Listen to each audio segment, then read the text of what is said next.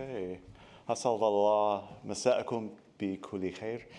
Welcome. I'm Maurice Pomerantz. I'm the Executive Director of the NYU Abu Dhabi Institute. I'm also a professor here of Arabic literature. And welcome tonight to our second in an exciting series of talks at the NYU Abu Dhabi Institute. I wanted to just take a very brief moment here while people still come in the theater to mention one really big event on successive days and then another talk. So we are hosting here at NYU Abu Dhabi something we call a celebration of African theaters. And it's running over the next 3 weeks in partnership with the Arts Center, which is located just across the way in C3. It'll be a series of talks and exciting theater performances, all related to the theaters of Africa. I'll mention a couple of these. Well, there are 4 main events. On September 22nd, we have a talk located here in this building, African Theaters Now, a conversation which will feature several faculty members, including Wole Soyinka, exploring contemporary African theater across 54 countries. So don't miss it. That could be a great moment to acquaint yourself, if you don't already know, things about the topic. On September 26th and 27th, there's a performance of a play entitled Dear Children, Sincerely, which is a collaboration between a Rwandan and Sri Lankan groups where they weave stories of colonial experience together. It's a really remarkable play from what I've heard. On September 29th, there's another talk about the art of translating for the stage. So, and in particular about African plays, and examining translations, linguistic, and cultural complexities. That's on September 29th, so the following Monday. And October 9th and 10th at the Arts Center, you'll get a chance to experience one remarkable, I think, ultimately you could call it a translation. It's Lara Foote's trilingual adaptation of Othello, which kind of reimagines Othello in the 20th century in some really, really interesting ways. So, so do check that series out. It's really a great opportunity for us here to explore in an in-depth way, I think, a really important and vibrant tradition of performance.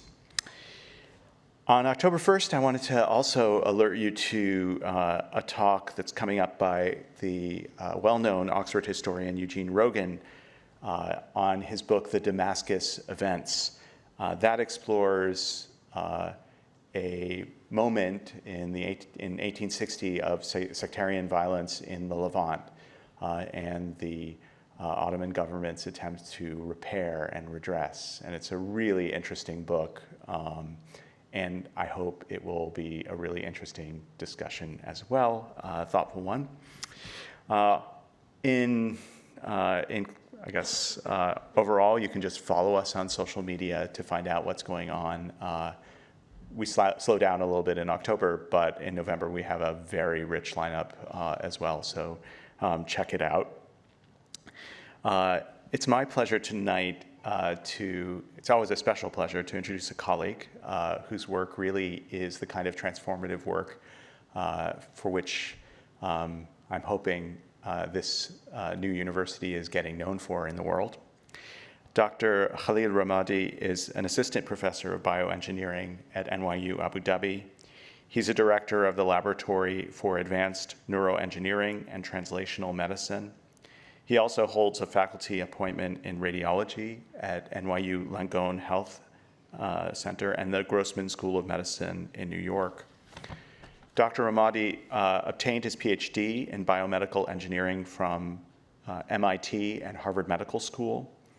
His research centers on developing technologies that solve clinical problems and advance human health, and has been named a TED Fellow, a CFAR Global Scholar, a Forbes 30 under 30, MIT Technology Review Innovator under 35, and has received honors including a BMES Career Development Award and a NASA Aeronautics Scholarship.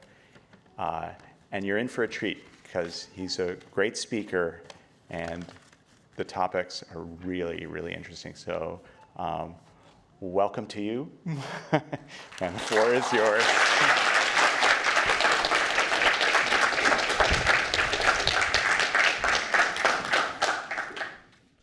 Good evening, everyone.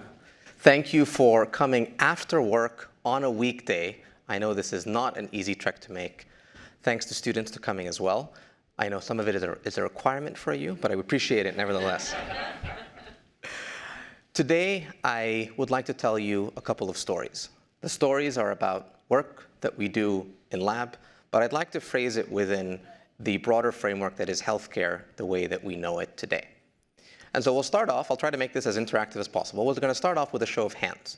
And what I would like to ask you is to raise your hand if you think that healthcare has come a long way in 200 years.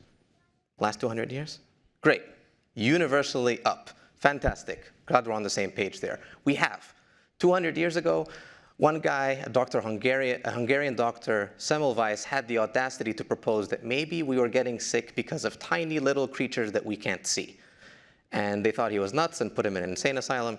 It wasn't until a few decades later that Louis Pasteur came along and proposed and cemented what we now call germ theory.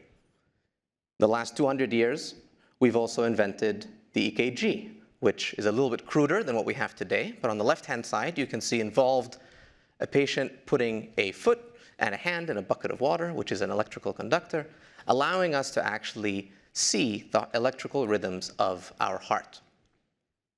We also invented X-rays, which were the very first example of allowing us to look inside the body without ever having to make any sort of incision or cut. So, good. 100 years? Oh, some hands down, skeptics? We've come a long way, guys. Even in the last 100 years, we've taken diseases like diabetes, which used to be a terminal illness. We've identified how it happens, why it happens, identified a potential drug, and successfully implemented manufacturing processes that allow us to distribute this drug to everybody who needs it. So we have come a very long way. Let's see how the numbers drop. 50 years? Yet again, yes, I'm so happy I have a receptive audience. The last 50 years, we have delved into the world of heart disease, and multiple studies, including the Framingham Heart Study, identified what risk factors we have in terms of lifestyle, as well as habits that perhaps might be leading to heart disease. And we've looked at ways that we can actually detect them. And so if you look at this graph of mortality over time, you can see that heart disease, while still the #1 cause of mortality, has decreased significantly, largely as a result of those efforts and understanding why heart disease occurs and developing new therapies for them as well. 20 years? Any skeptics come up? Mostly yes. Yes, 20 years. We have founded brand new therapies for things like cancer and genetic disorders, things like gene therapy that suddenly take therapies out of the realm of just treating symptoms, and in some cases, actually completely treating and curing the disease as well. And if we fast forward a little bit to today, we're seeing a massive reduction in what that clunky EKG you just saw, instead being on our wrists, and now seeing AI being used as an assistive tool in order to interpret images and X-rays. So we have come a very, very long way. And yet, I would like to hit you with some sobering statistics. So 2.5 million lives are lost every year because of medication errors. $70 billion a year, roughly, in socioeconomic costs due to adverse reactions of drugs, which is pretty much the title of this talk. And both of these contribute to the staggering number of roughly $500 billion a year worldwide as a result of people not being able to take their drugs as they should. And so today, as a bioengineer here at NYU Abu Dhabi, I would like to tell you 2 stories of how my lab is trying to approach these problems. Now, to set the stage, if any of us were to walk into a hospital today, we would come out with 2 things. We would either come out with a bottle of pills, we would receive some sort of medication, or we would undergo a procedure of surgery. This is the world of healthcare as we know it. We have medicine and we have surgery. As you might imagine, this world is far from perfect. Surgery usually involves blades and scalpels, sometimes drills and saws. It's invasive. Other parts of our body become affected, and our body takes time to heal afterwards. Medicine, well, I'll let this video tell that story. With depression, it feels like every day you're just going through the motions. But what if you could get your go back? Go with Auvelity. Auvelity worked fast. Some saw relief in as early as 1 week. And Auvelity lasted. On average, significant relief was seen at 6 weeks. Antidepressants may increase suicidal thoughts and actions in young adults. Tell your doctor about sudden changes to mood, thoughts, or behavior. Don't take Auvelity if you have a history of seizure, eating disorder, or have abruptly stopped drinking alcohol, or taking benzodiazepines, barbiturates, or anti-seizure medicine. Serious allergic reactions can occur. Don't take if you're allergic to dextromethorphan, bupropion, or any of the ingredients in Auvelity. Don't take with MAOIs. High blood pressure, manic episodes, serious eye problems, and dizziness can occur. Report all medicines you take to avoid a life-threatening condition. Don't take Auvelity if you are or may become pregnant. Side effects can include dizziness, headache, diarrhea, feeling sleepy, dry mouth, sexual function problems, and excessive sweating. Ask your provider about Auvelity. Go with Auvelity. Hey, but it has a good jingle, right? Medicines have off-target effects, and they have to be dosed in really specific doses. Too small a dose, and you don't get any benefit. Too high a dose, and the off-target effects that they induce might be worse than the symptoms you seek to treat in the first place. Now, how do we approach this? And what we posit is that novel therapies that want to be more targeted need to take into account our body's natural languages.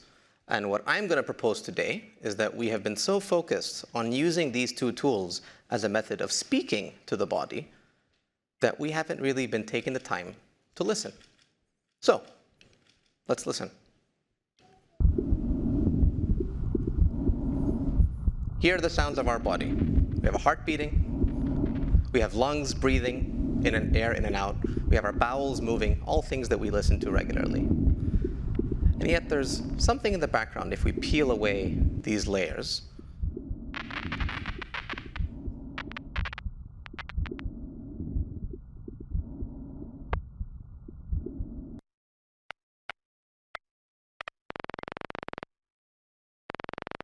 Thoughts?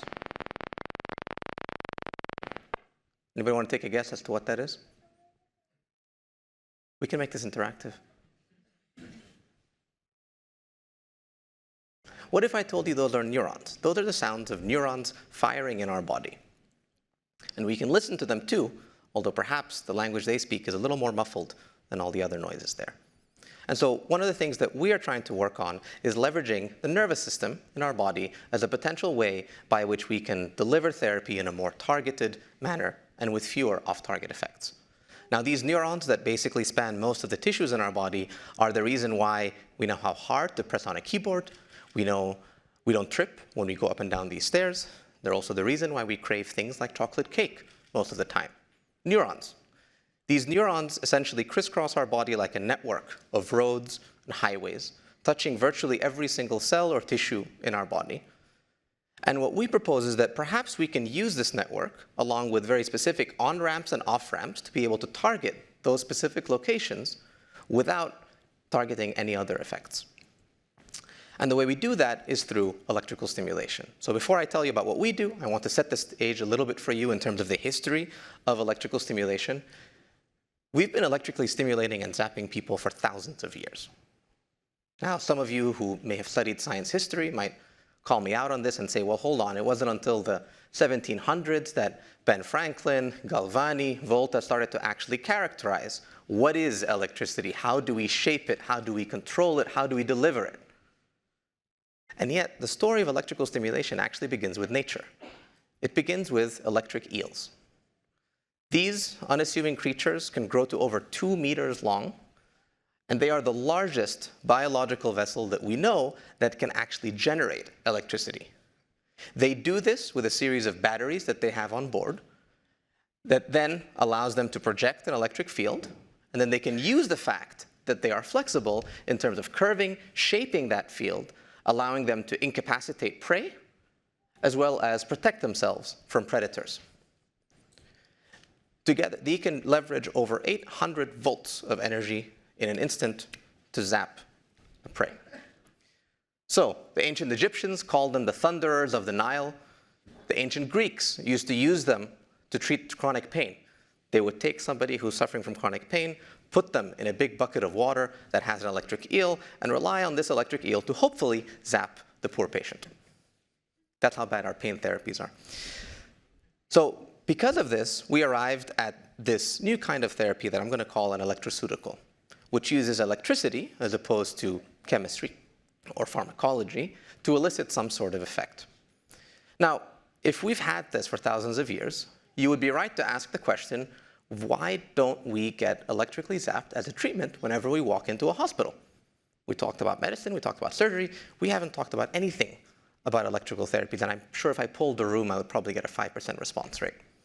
And the reason for that is that the therapies we have aren't targeted enough. So on the one hand, we have things like direct current stimulation, which rely on electrodes placed on the forehead to stimulate a region of the brain.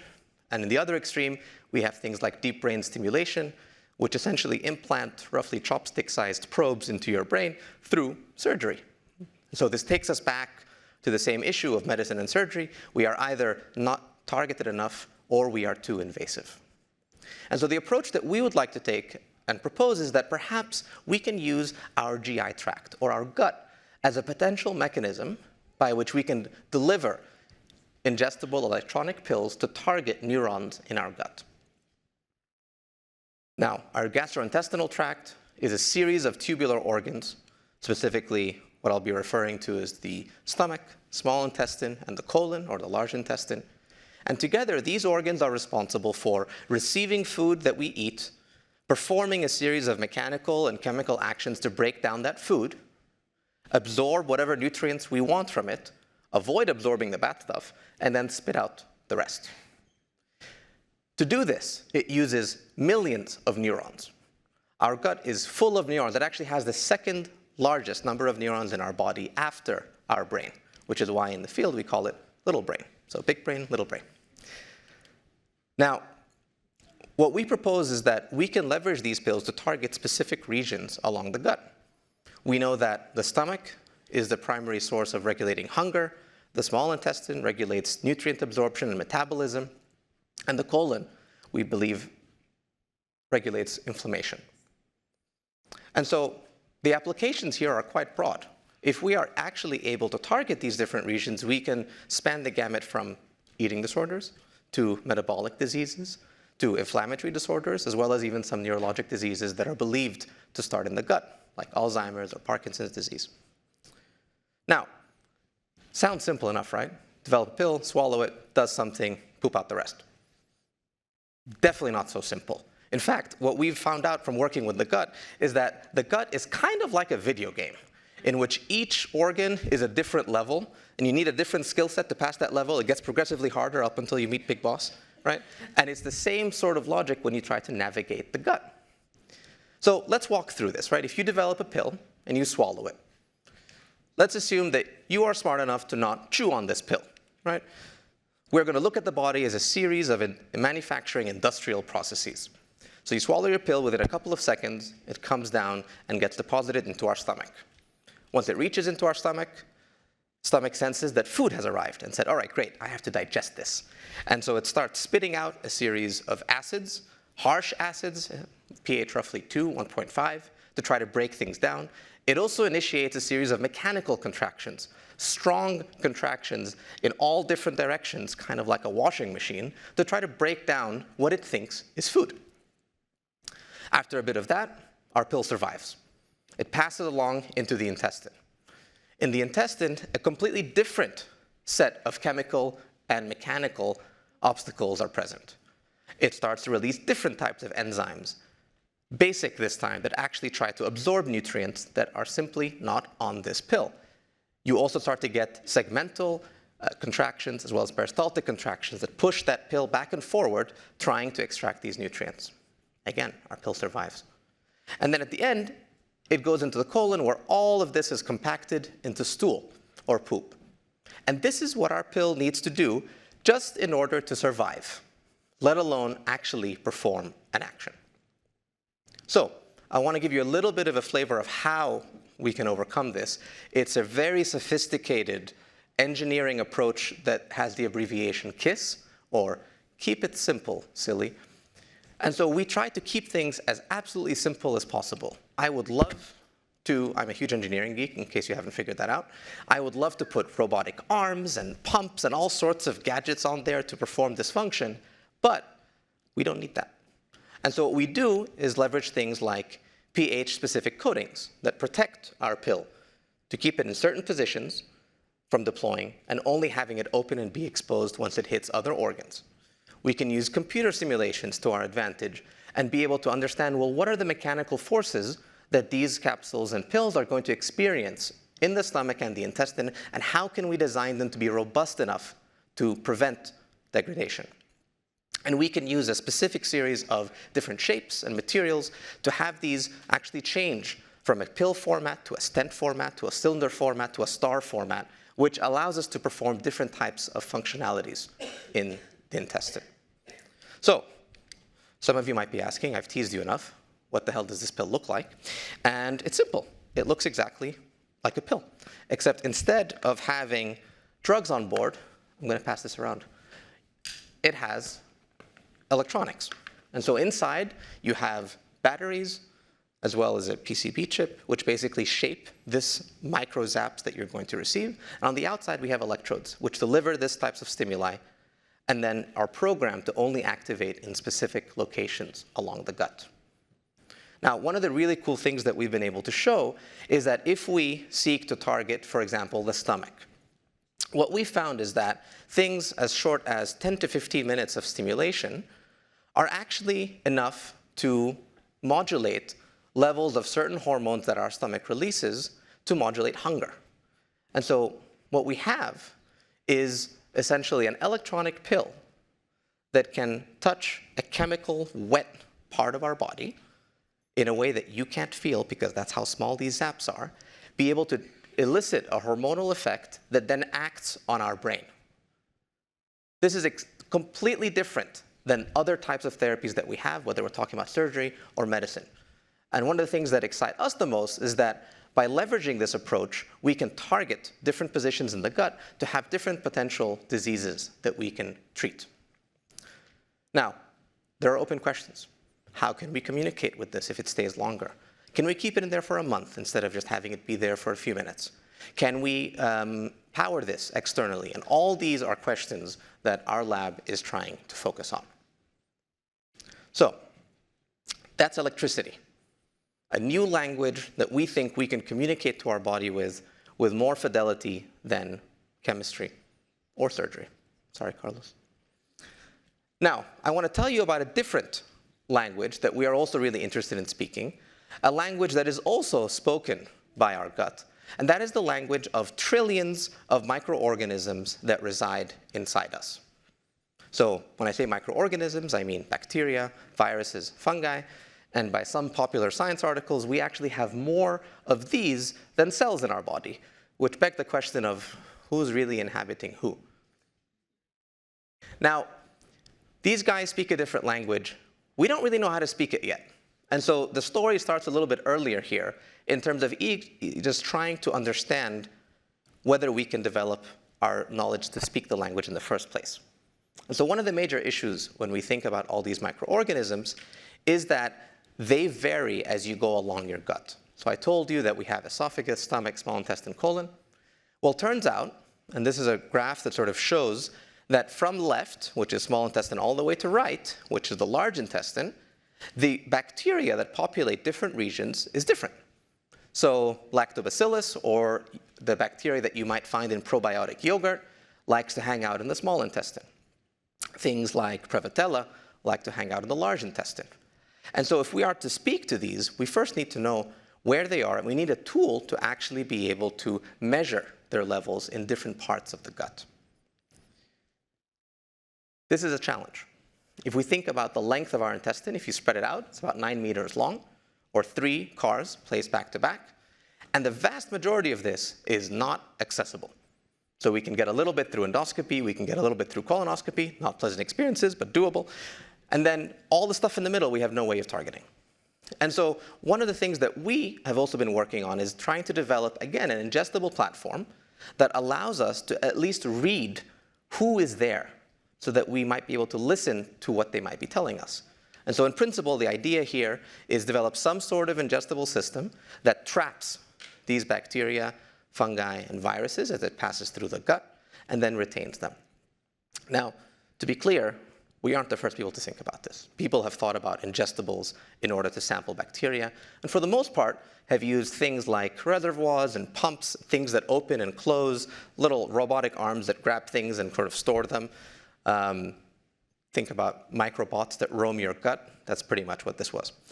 Now, we again wanted to employ our really sophisticated engineering approach and said, how can we do this in a much simpler fashion instead? And to guide us, we actually looked to nature. So corals function very, very similarly to our gut. They also harbor microorganisms, which make them the nexus of our marine ecosystems. And if you look closely at corals, as many of you probably have, they have little holes. It turns out if you take a magnifying glass and look even closer, you find even smaller holes within those holes.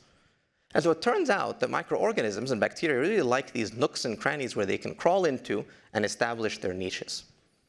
And so in a similar way, what we developed was a pill that we also call a coral that has little components in it that allow the bacteria to infiltrate, and that we carefully can design what these pores look like in order to maximize our chance of bacteria going inside. So if we take a sneak peek at one of these pills, on the left-hand side is a pill sitting on an intestine. You can see the holes are roughly the same size as the actual intestine it's placed on.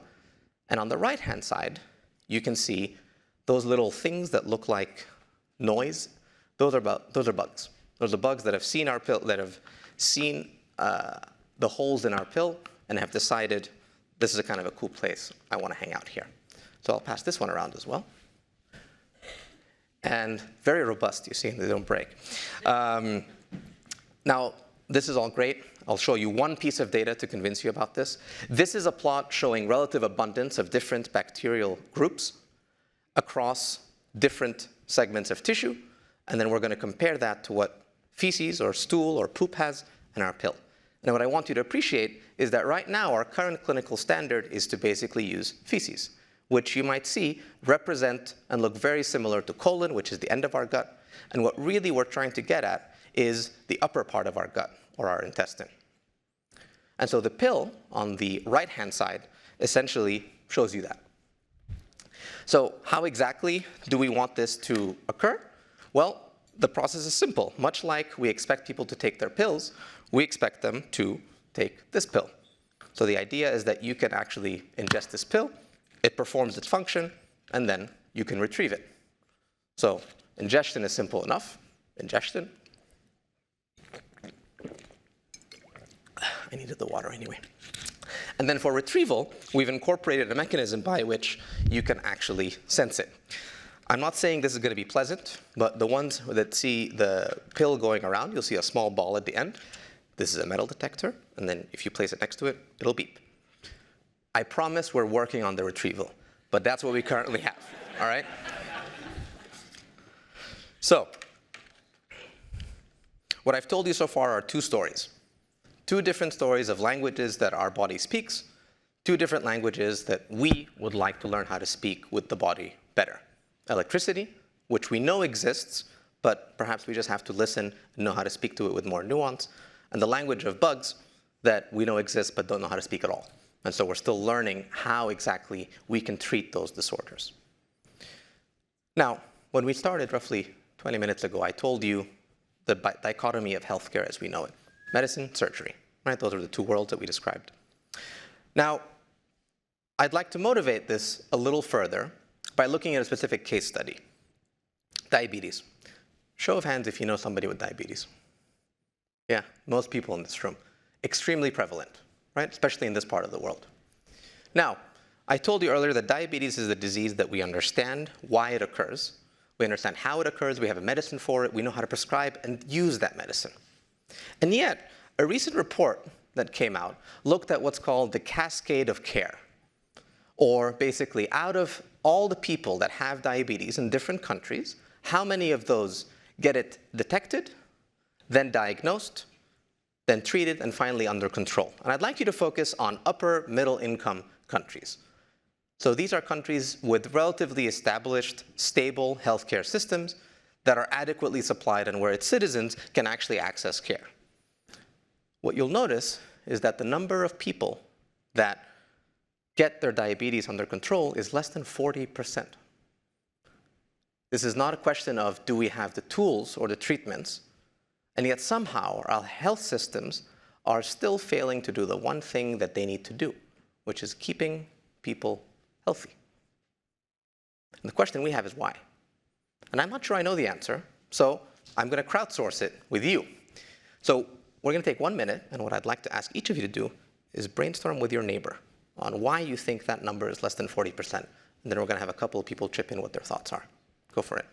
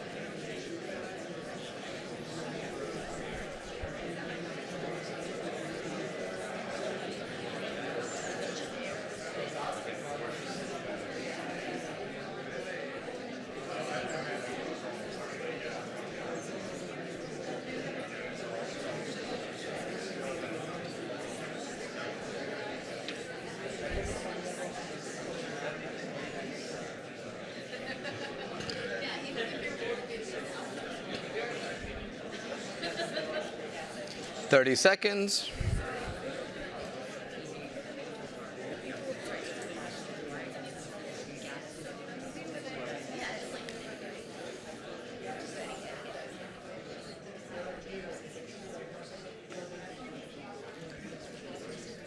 Ten seconds. Get your answers in.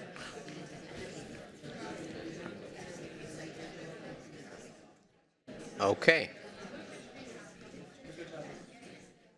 So, who would like to share? Any thoughts? Please. Mm-hmm. Mm-hmm. Mm-hmm.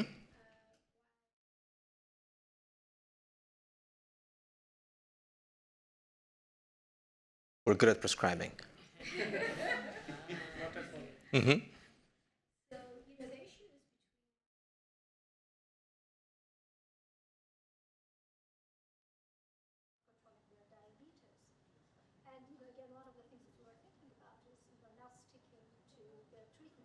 Mm-hmm.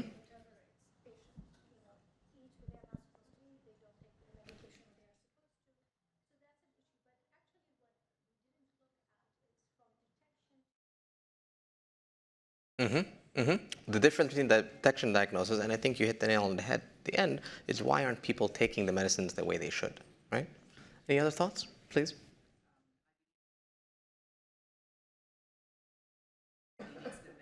Mm-hmm. Mm-hmm. Yes, everything is reactive, not proactive. Right, great point. There's another hand here, yeah?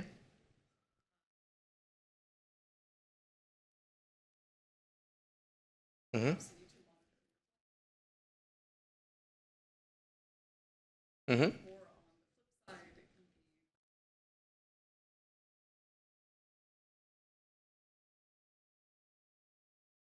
Right, let me live my life, right? And if I don't feel the immediate detriment to it, you might do it. Anybody else want to contribute? Yep.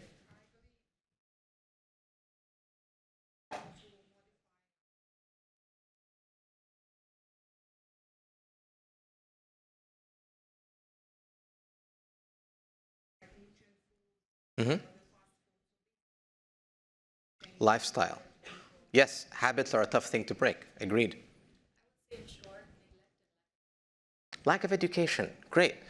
And so all of what you're describing are correctly describing not a lack of a tool to treat it, but rather a lack of deployment of the tool. And this is something that we see systemically across healthcare, that sometimes issues are really small. Maybe the way that you dose your insulin is actually really complicated. Or maybe the patient is illiterate or has trouble reading because the font is too size and they don't have their glasses with them all the time. And other times we fail to put ourselves in the shoes of the patient.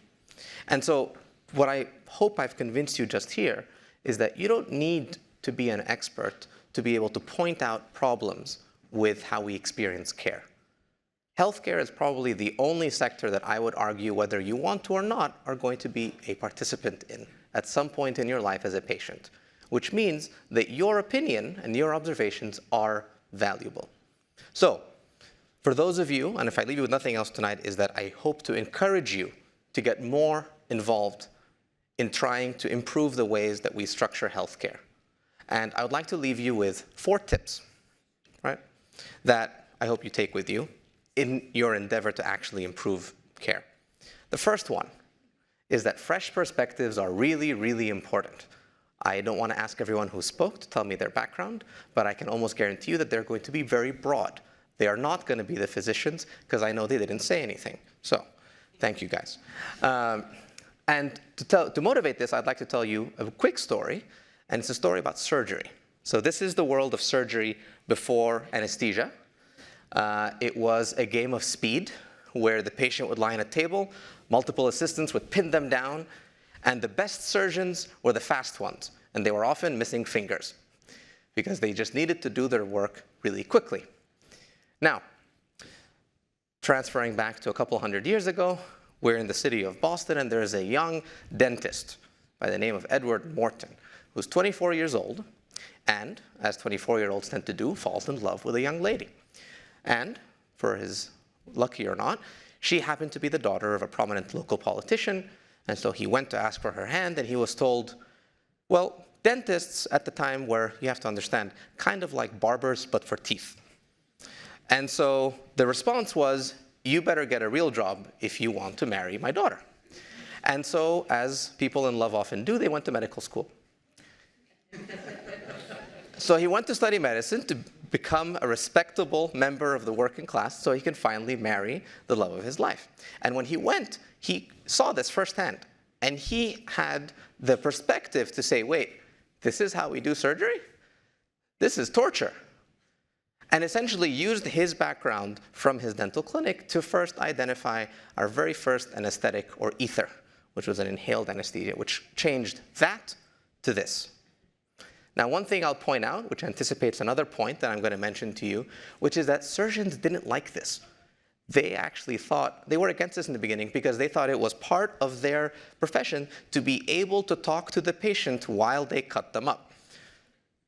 So we've come a long way, and obviously has enabled us to perform a lot better surgeries. Despite everything I've said about surgery, we still have fantastic tools that allow us to really targetedly do things in a way that we wouldn't have been able to if everyone was in pain on an operating table. So, fresh perspectives. 2, failure is okay. Aspirin, probably one of the most popular drugs that we have, was developed by a German pharmaceutical company called Bayer in the 1930s. Bayer at the time had 2 drugs that they were really excited about. One was aspirin, or as it was called, salicylic acid. There was another one at the time. Anybody know what that was? Any idea? It was heroin. They were equally excited about these 2 drugs. And you always hear about the aspirin, you never hear about the heroin, which was very quickly taken off the market. We'll put it that way. Number 3, and I led to this, anticipate resistance. People like the status quo. This is not a good or a bad thing, it's a reflection of who we are as humans. If we're getting used to doing something a certain way, the last thing we want is for our barista to screw up our coffee order, right? We like the status quo.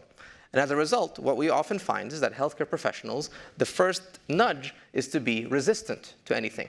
This was the case when thermometers were first invented, because doctors were convinced that it was their hand that needed to tell you whether the patient had a fever or not. The same sort of resistance came up when stethoscopes were invented. And obviously, we have seen that these are valuable tools in our toolkit that healthcare providers have learned to incorporate in terms of improving the care that they can provide. I experienced this myself. In COVID, I wore a very different hat. We explored a new project on trying to use one ventilator for multiple patients. I'm happy to talk about it afterwards. But the main thing I want to tell you about is I took a screenshot of these comments that we had on a Zoom very early on when we presented this to different respiratory care groups and physicians. And as you can see, not exactly encouraging. And we pushed beyond this, ended up establishing a nonprofit that allowed us to consolidate this technology. We released the design publicly, and this is now in clinical trials with several partners around the world. So resistance, try to take something helpful out of it. Where does the skepticism come from? But push through it. And last one, and this one's really important, understand the problem and the context in which the problem occurs. And so this will be my final example. These are two pacemakers. The one on the left is the final prototype before the very first cardiac pacemaker went to market. The one on the right is the first mass market prototype. Would anybody like to call out a potential crucial insight that was made between the right-hand side and the left-hand side? Any thoughts? You can hold it. The handles were convenience. There's another detail.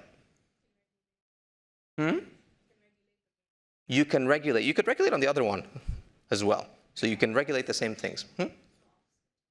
The off switch is, I think it's the top right one. It's less obvious to turn it off.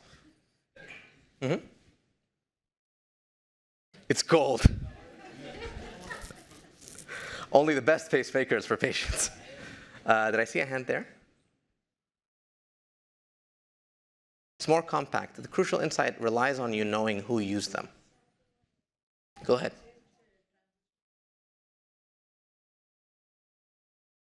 So there's electronics that are incorporated. Now, what if I told you that the use case was for children? The very first cardiac pacemakers were developed for children, and if anybody here has a child, you'll know that the favorite thing they like to do if they see a knob is to turn it. And so those knobs went from being exposed to being recessed, primarily because the context was for children. And if we are too busy sitting in labs developing things, we wouldn't really have insight into that. And so going to experience the problem and the context firsthand is really important. So I've told you a lot of things. I want to give a very brief shout out to all the people that actually do the work in my lab. Most of them are sitting in the back as well. I get to talk about it. They actually do it. And with that, would love to open for questions. Thank you, guys.